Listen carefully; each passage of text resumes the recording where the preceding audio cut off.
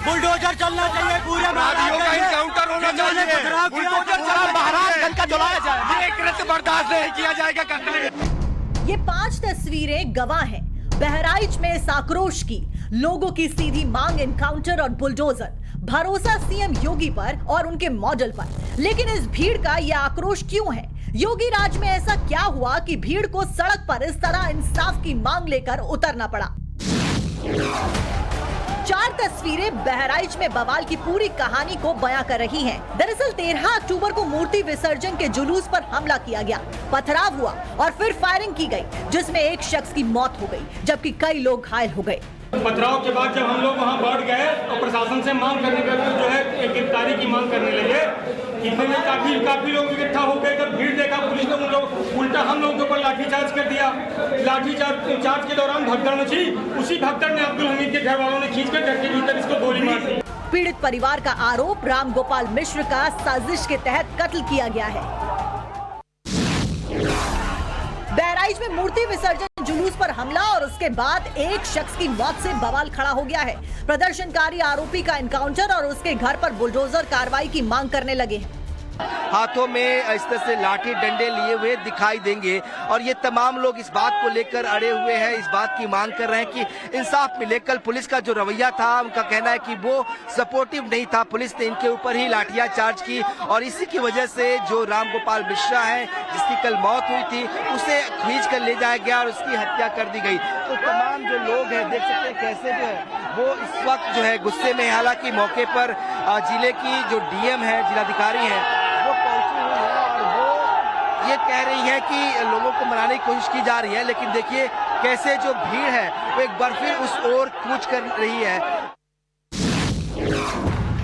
UP के बहराइच के साथ ही देश में भी बवाल की तस्वीरें सामने आई हैं। एक ही पैटर्न पर यूपी, बिहार, झारखंड और बंगाल में उपद्रवियों ने मूर्ति विसर्जन और दुर्गा पंडाल को निशाना बनाया।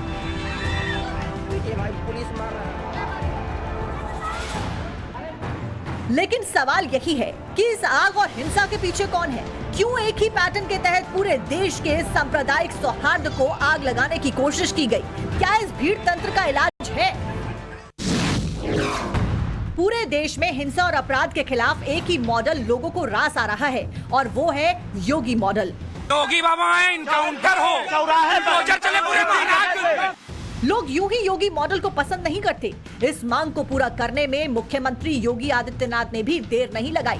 प्रशासन और पुलिस को सीएम ने सीधा आदेश दिया, दंगाइयों पर सख्ती से कार्रवाई की जाए, आरोपियों पर कार्रवाई हो और हथियारों को जल्द गिरफ्तार किया जाए।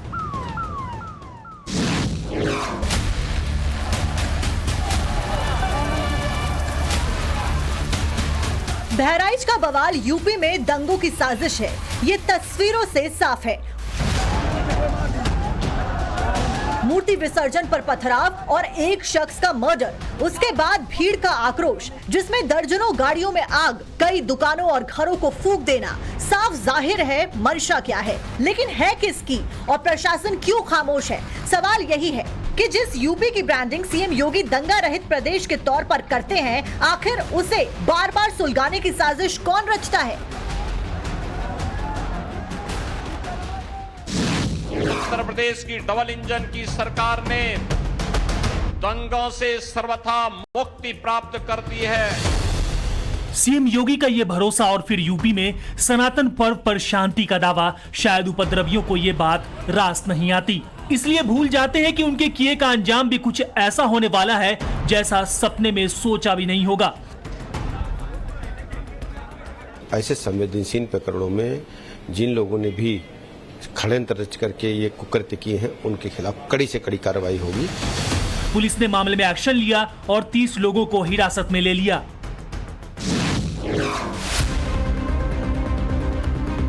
यूपी में दंगाइयों और अपराधियों के लिए मुख्यमंत्री योगी और उनके प्रशासन का एक ही मॉडल है और वो जैसा अपराध वैसा ही इंसाफ है। इस मॉडल को सीएम योगी और उनका प्रशासन कई बार साबित कर चुका है। यही वजह है कि 7.5 साल के कार्यकाल में यूपी में कोई दंगा नहीं हुआ। जब भी दंगाइयों और अपराधियों ने कानून को चुनौती देने की कोशिश की है, योगी का इनकाउंटर और हाफ इनकाउंटर मॉडल ऐसे अपराधियों के लिए काल बन गया। अपराधी कोई भी हो, योगी की पुलिस का निशाना उसकी टांग होती है। हालांकि कई बार ऐसे एनकाउंटर पर पक्षपात के आरोप भी लगते हैं। लोग पूछते हैं कि जात में क्या रखा है। अगर इसका सही जवाब जानना है तो विपक्षी राजनेताओं की राजनीति को समझिए, खासकर यूपी और बिहार में। फिलहाल जिक्र देश की सबसे घनी आबादी वाले राज्य यानी कि उत्तर प्रदेश का। 5 सितंबर को यूपी के सुल्तानपुर में डकैती के आरोपी और 1 लाख के इनामी बदमाश का एनकाउंटर हो गया।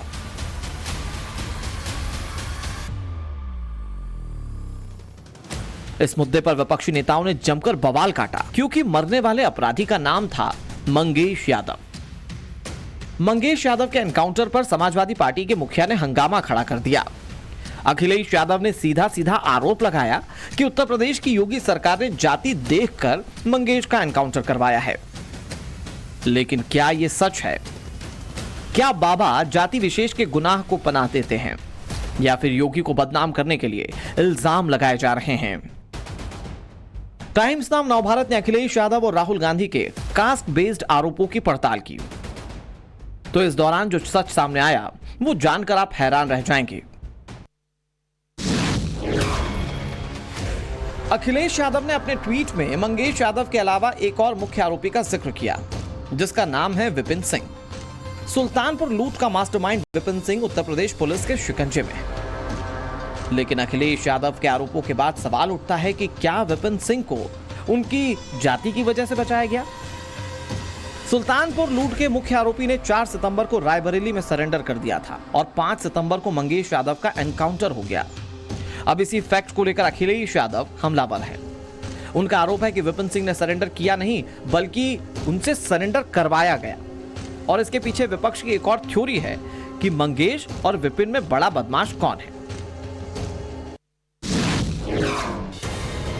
योगी आदित्यनाथ के 7.5 साल के कार्यकाल में क्या जाति के आधार पर एनकाउंटर हुए, इसका जवाब आपको यह रिपोर्ट देखने के बाद मिल जाएगा।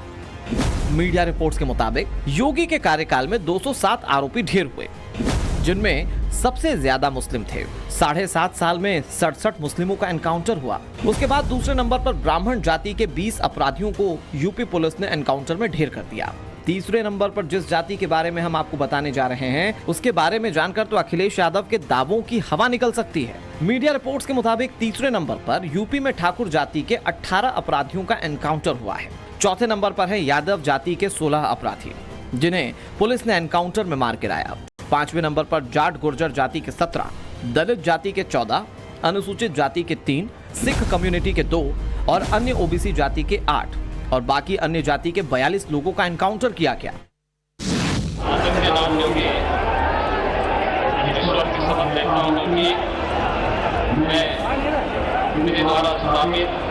योगी आदित्यनाथ ने 19 मार्च 2017 को उत्तर प्रदेश की कमान संभाली थी। मीडिया रिपोर्ट्स के मुताबिक तब से लेकर अब तक उत्तर प्रदेश में पुलिस और बदमाशों के बीच लगभग 12,500 से ज्यादा मुठभेड़ हो चुकी हैं। इन मुठभेड़ में 207 आरोपी ढेर हो गए, 6,500 से ज्यादा घायल हुए, करीब 27,000 आरोपी पकड़े गए। वहीं मेरठ जोन में सबसे ज्यादा 66 क्रिमिनल मुठभेड़ में ढेर हुए हैं।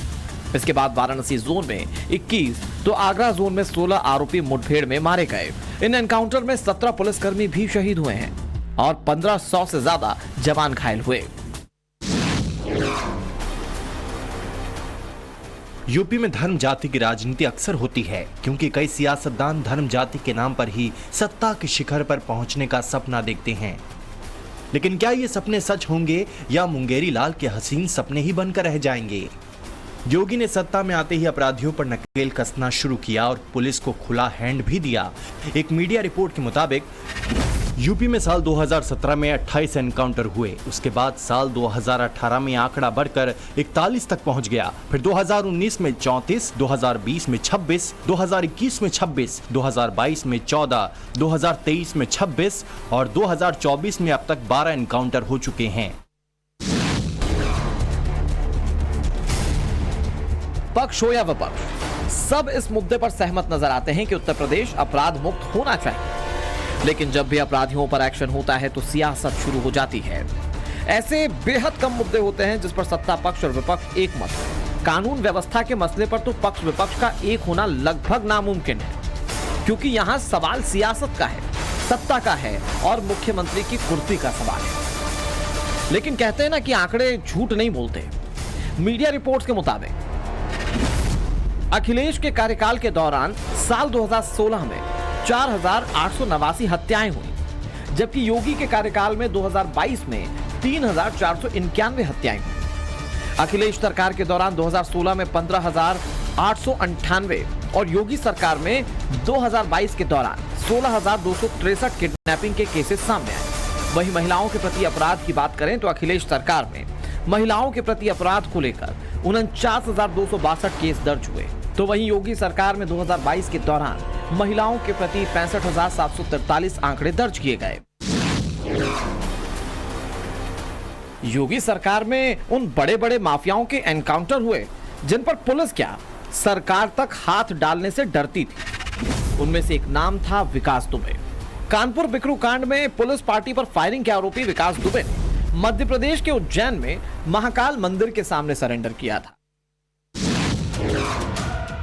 भारी पुलिस सुरक्षा व्यवस्था के बीच अतीक अहमद और उसके भाई अशरफ की हत्या क्या एक सोची समझी साजिश थी? क्या इस साजिश के पीछे यूपी पुलिस और प्रशासन की मिलीभगत थी? करीब 1 साल पहले हुए इस हत्याकांड में भी योगी की यूपी पुलिस पर कई तरह के सवाल उठे थे। इस डबल मर्डर की तस्वीरें देश के साथ साथ देश की सबसे बड़ी अदालत सुप्रीम कोर्ट ने भी देखी। पुलिस हिरासत में हुए इस डबल मर्डर को लेकर सुप्रीम कोर्ट ने कड़ी टिप्पणी की थी। सुप्रीम कोर्ट ने योगी सरकार से हत्याकांड पर कई चुभते हुए सवाल पूछे थे। योगी आदित्यनाथ जब से सत्ता में आए हैं, उन्होंने तब से अपराध और अपराधी दोनों के प्रति सख्त रुख अपना रखा है। माफियाओं के खिलाफ मिट्टी में मिलाने का काम हमारी सरकार करेगी। जग जाहिर है कि योगी का बुलडोजर मॉडल सिर्फ यूपी में ही नहीं पूरे देश में फेमस हो चुका है। बीजेपी शासित कई राज्यों में बुलडोजर कार्रवाई हो चुकी है और मौजूदा हालात को देखकर लगता है कि ये सिलसिला जारी रहेगा। योगी को सत्ता संभाले करीब 7.5 साल हो चुके हैं और उनके इस कार्यकाल के दौरान यूपी में कानून व्यवस्था की तस्वीर तेजी से बदली है और इस बात का यूपी के लोग ही नहीं कई बार कैमरे के पीछे और दबे शब्दों में विरोधी भी मानते नजर आए हैं।